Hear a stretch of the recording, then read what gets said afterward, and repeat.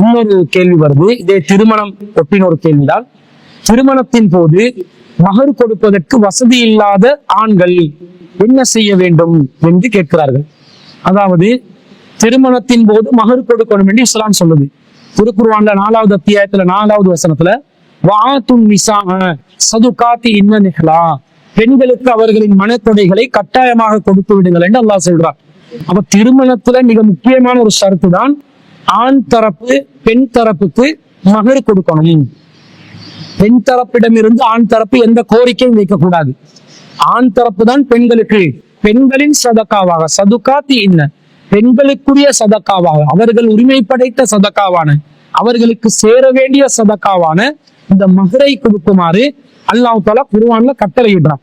இது இந்த வசனத்துல மட்டும் இல்ல, 4வது அத்தியாயத்துல 24வது வசனம், 25வது வசனம், 127வது வசனம், 5வது அத்தியாயத்துல 5வது வசனம், 28வது அத்தியாயத்துல 27வது வசனம், 33வது அத்தியாயத்துல 50வது வசனம், 60வது அத்தியாயத்துல 10வது வசனம், இந்த எல்லா வசனங்களையும் திருமணத்தின் போது அவர்கள் மணக்கொடை கொடுக்க வேண்டும், மகர் கொடுக்க வேண்டும், மணமகளுக்கு மணமகன் மகர் கொடுக்க வேண்டும் என்று இஸ்லாம் வலியுறுத்தி கட்டாயப்படுத்தி சொல்லி இருப்பதை பார்க்கிறோம்.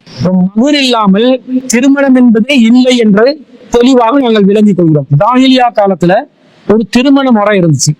இந்த திருமணத்துக்கு சிகார் என்று சொல்லுவாங்க. அந்த திருமணத்தை நபி ஸல்லல்லாஹு அலைஹி வஸல்லம் தடுக்கிறாங்க, தடை செய்யறாங்க.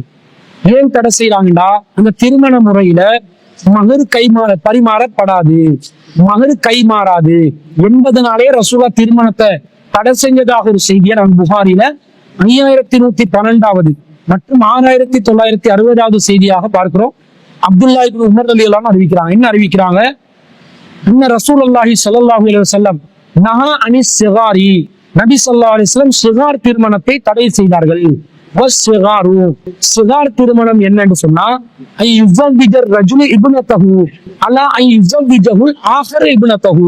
ஒருவர் என்னுடைய மகளை நான் உனக்கு திருமணம் செய்து தருகிறேன், நீ உன்னுடைய மகளை எனக்கு திருமணம் செய்து தர வேண்டும் என்று ஒப்பந்தம் செய்து கொண்டு விதித்துக் கொண்டு மனம் முடித்து வைப்பதுதான் சிகார் என்று சொல்லப்படுகிறது.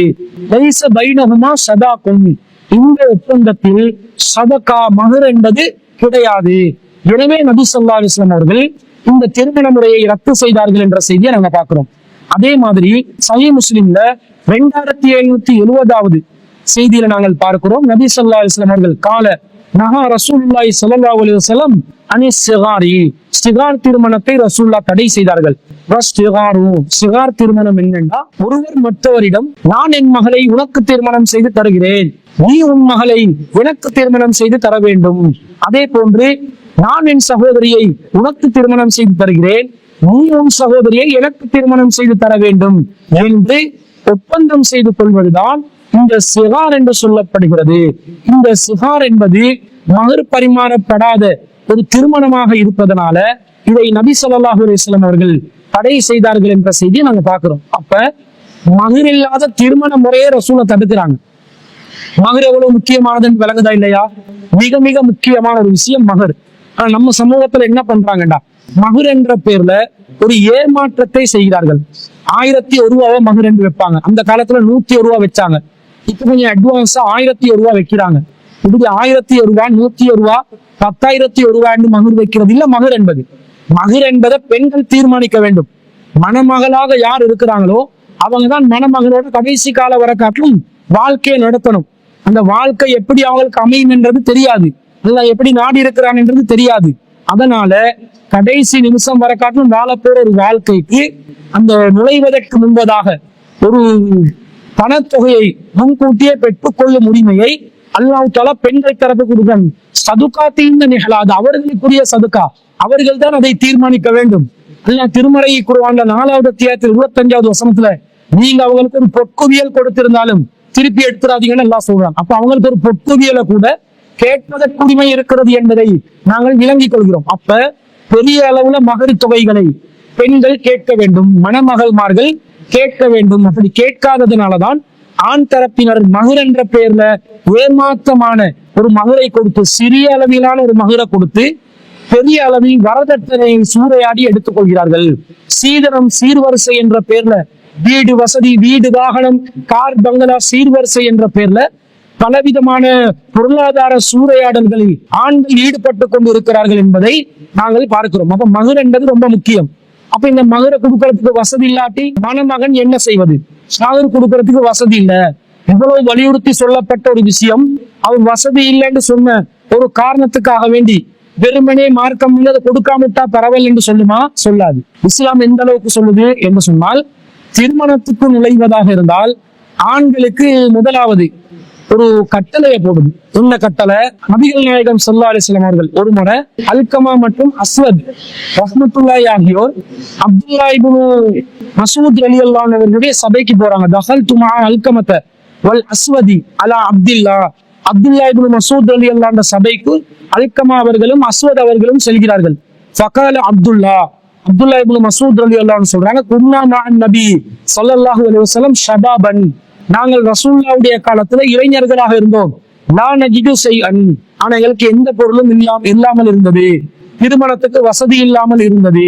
ஃபகால லனா ரசூலுல்லாஹி ஸல்லல்லாஹு அலைஹி வஸல்லம், ரசூலுல்லாஹ் எங்களுக்கு என்ன கட்டளை இட்டார்கள் தெரியுமா?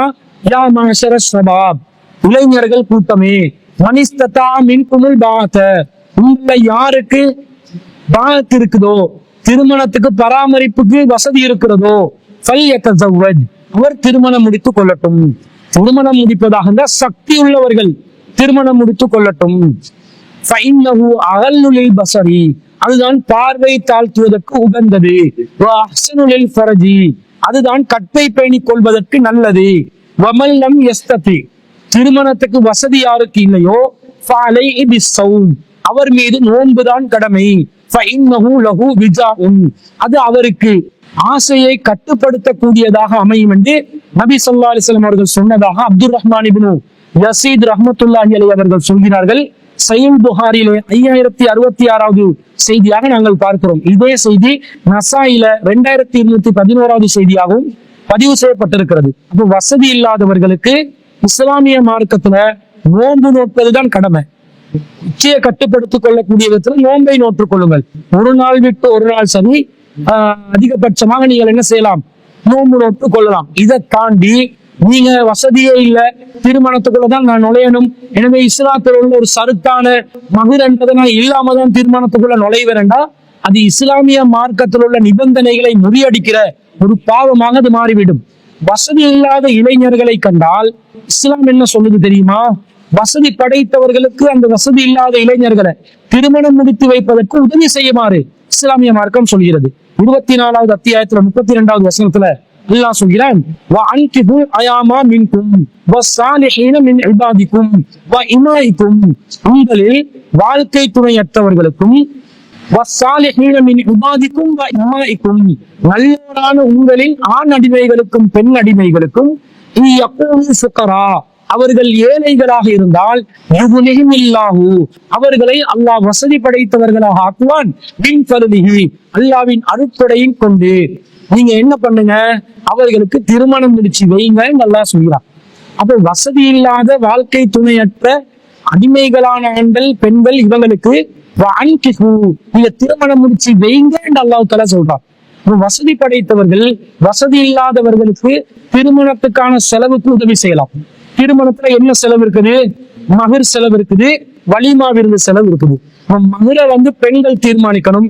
அந்த பெண்கள் கேட்கிற அந்த மகர் தொகை அளவுக்கு இவர்களும் அவங்ககிட்ட பேச்சுவார்த்தை நடத்தி இதை தரலாம், இதை தர முடியாது இருக்குது, எனக்கு வசதி குறைவா இருக்குது, கொஞ்சம் குறைச்சி கேளுங்க, கொஞ்சம் பார்த்து செய்யுங்க என்று கூட கோரிக்கை வச்சு அந்த மகர் அளவை கூட்டி குறைக்கிறதுக்கு ரிக்வெஸ்ட் பண்ணலாம். அந்த மணமகள் இல்லை, எனக்கு நான் கேட்கிற தொகையை தான் வேணும்னு பிடிச்சா வேற இடத்துல பார்க்கிற வேண்டியது இல்ல, குறைச்சி நீங்க தந்தா பரவாயில்ல, நான் கேட்கறத விட நீங்க குறைச்சி தந்தாலும் நான் உங்களை திருமணம் முடிச்சுக் கொள்வேன் என்று சொன்னால் அந்த மகர் தொகையை கொடுப்பதற்கான வசதியை மணமகனுக்காக வேண்டி வசதி படைத்தவர்கள் உதவி செய்து கொடுக்கலாம். 2வது செலவு வலிமா விருந்து செலவு. வலிமா விருந்து அவங்களோட வசதிக்கு உட்பட்டு செய்யறது, அவங்களோட வசதிக்கு ஏத்த மாதிரி செய்யறது. அந்த வலிமா செலவை அந்த சிறிய அளவுல நடத்துறதுக்கு கூட மணமகனுக்கு வசதி படைத்தவர்கள் உதவி செய்யலாம் என்பது இதுல இருந்து விளங்குதா இல்லையா? வலிமாவை கூட வசதியாக செஞ்சுதான் ஆகணும் என்றது இல்லை. ஏனென்றால் அது ஆணுடைய சக்திக்கு உட்பட்டு செய்யறது. சாதாரணமான ஒரு டீ பிஸ்கட் பார்ட்டி ஒன்றை கொடுத்தாவது வலிமாவை முடித்துக் கொள்ளலாம். மகர் என்பது பெண் தரப்பு தீர்மானிக்கிற ஒன்று என்பதனால மகருக்காக வேண்டி வசதி படைத்தவர்கள் வசதி இல்லாத மணமகன்களுக்கு உதவி செய்வது இந்த மார்க்கத்துல கட்டாய கடமையா இருக்குது. இதை செய்யாம நம்ம ஹாஜியார்மார்கள் எல்லாம் என்ன பண்ணுவாங்கன்னா குமரு காரியத்துக்கு ஹெல்ப் பண்றோம் என்ற பேர்ல சீதனத்துக்காக ஹெல்ப் பண்ணி கொண்டு இருக்கிறாங்க, வரதட்சணைக்காக ஹெல்ப் பண்ணி கொண்டு இருக்கிறாங்க. கல்யாணம் முடிக்கிறதுக்கு, கல்யாண சாப்பாடுக்கு, பெண் வீட்டு விருந்து போடுறதுக்கு, சகன் கணக்கு போடுறதுக்கு வசதி இல்ல, 100 சகன் கேட்கிறாங்க, 300 சகன் கேட்கிறாங்க, மணமகன் தரப்புல போட சொல்லி வற்புறுத்துறாங்க, இதற்கு வசதி இல்லைன்னு சொல்லி பெண் தரப்புல யாராவது சொல்லும் போது அதற்காக வேண்டி கல்யாண சாப்பாடு செலவை பொறுப்பெடுக்கிறாங்க. சவடி மாலை வேணும் மணமகளுக்கு, தாலியுடைய அந்தஸ்துல நாங்க சவடி மாலையை பாக்குறோம், எனவே சவடி மாலைக்கு உதவி செய்யுங்கன்னு கேட்டோன்னே சவடி மாலைக்கும் இஸ்லாத்துக்கு என்னடி சம்பந்தம் இருக்குதுன்னு கேட்காம அதுக்காக வேண்டி சவடி மாலையை நான் எடுத்து கொடுக்குறேன் என்று ஹாஜியார்மார்கள் வசதி படைத்தவர்கள் எதுக்கு மார்க்கத்துல செய்வதற்கு கடமையே இல்லையோ அதற்காக வேண்டி பாஞ்சி விழுந்து கொண்டு செய்வதை பார்க்கிறோம்.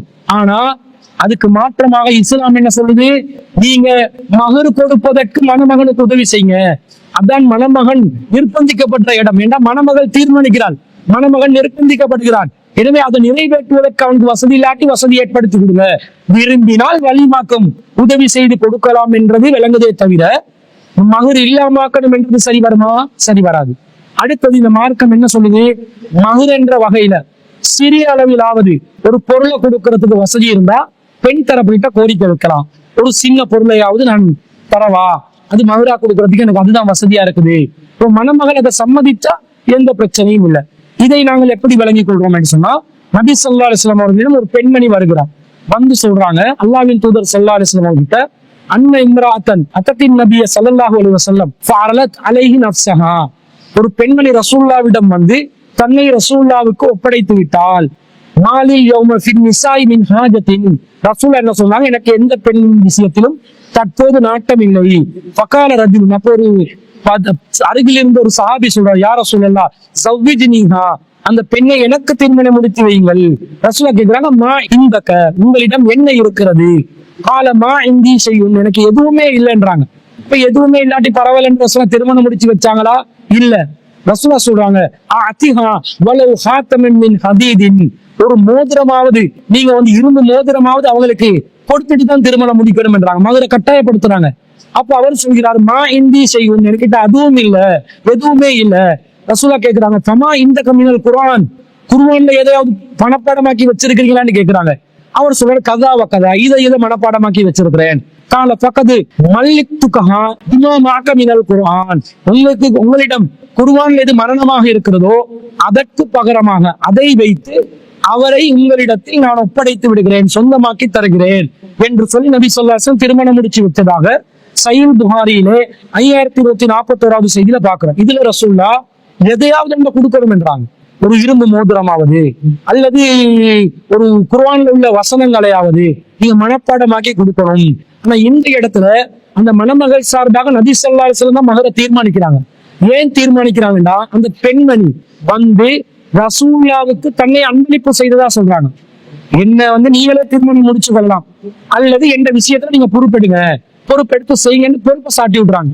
இப்ப ரசூலா திருமணத்தை விரும்பல, இப்ப திருமணத்துல நாட்டம் இல்லைன்றாங்க. நிறைய மனைவிமார்கள் இருக்கிறாங்க, இனியும் திருமணம் அவசியம் என்றது இல்லைன்னு சொன்ன உடனே பக்கத்தில் உள்ளவர் திருமணம் முடிக்கிறதுக்கு கேட்ட உடனே ரசூல் அந்த பெண்ணுடைய வழியாக மாறி மகர தீர்மானிக்கிறாங்க. அப்ப அந்த மகராக ரசூலுல்லாஹ்வுக்கு அந்த அதிகாரத்தை பெண் கொடுத்ததுனாலதான் ஒரு இரும்பு மோதிரமாவது பரவாயில்ல, அதுவும் இல்லைன்னொன்னே குர்ஆன்ல சில வசனங்களையாவது மகராக நீங்க கொடுத்துதான் கல்யாணம் முடிச்சு கொள்ளணும் என்று ரசூலுல்லாஹ் நிபந்தனையிட்டாங்க. அதுல இருந்து மணமகள் சார்பாக ரசூலுல்லாஹ் மகரை குறைச்சி அங்கீகரிச்சதுனால அந்த திருமணம் நடந்துச்சுங்கிறத விளங்குறோம். அப்ப மணமகள் சார்பாக வலியோ அல்லது மணமகளோ அல்லது வலியோ, மணமகள் சார்பாக வலியோ மகரை குறைச்சி கேட்டா எந்த பிரச்சனையும் இல்லை. ஆனா அவங்களுக்கு முழுசா பெருசா கேட்கறதுக்கு முழு அதிகாரமும் இருக்கிறது என்பதிலிருந்து மகர் கொடுக்கறதுக்கு வசதி இல்லைன்னு சொல்லி மகர் கொடுக்காம எல்லாம் ஆண்கள் திருமணம் முடிக்க முடியாது. அது இஸ்லாத்தின் ஒரு அடிப்படையான நிபந்தனையை அப்பட்டமாக மீறும் ஒரு மிகப்பெரிய ஒரு குற்றமாக கருதப்படும். நபிவழிக்கு மாற்றமான ஒரு நிலைப்பாடாக இருக்கிறது. ஷரியத் என்ற பேர்ல, எந்த பேர்ல யாரு இந்த சட்டத்தை கொண்டு வர பார்த்தாலும் மகர் கொடுக்க வசதி இல்லாட்டி என்ன பண்ண, ஒண்ணும் இல்லாட்டி ஒன்றும் பண்ணலாண்டி யாராவது சொன்னா அவர்கள் குர்ஆன் ஹதீஸுக்கு எதிரானவர்கள், குர்ஆன் ஹதீஸை குழி தோண்டி புதைப்பதற்கு முயற்சி செய்பவர்கள், இஸ்லாத்துக்கு எதிரான எதிரிகள், துரோகிகள் என்பதை நாங்கள் விளங்கிக் கொள்ள வேண்டும். அப்படி ஒரு சரியத், அப்படி ஒரு சட்டம் இஸ்லாத்துல மகர் கட்டாயமா கொடுத்துதான் திருமணம் முடிக்க வேண்டும். வசதி இல்லாதவர்கள் ஒண்ணுமே பண்ண இயலாட்டி நோம்பு பிடிச்சு வரணும். வசதி படைத்தவர்கள் வசதி இல்லாதவர்களுக்கு மகர் கொடுப்பதற்கு உதவி செய்யலாம், வலிமாக்கு விரும்பினா உதவி செய்யலாம் என்பதைத்தான் குர்ஆன் ஹதீஸ்ல இருந்து நாங்கள் விளங்கக்கூடிய விஷயமாக இருக்கிறது. அதை அந்த கேள்வி கேட்ட சகோதரிக்கு பதிலாக நாங்கள் பதிவு செய்து கொள்கிறோம்.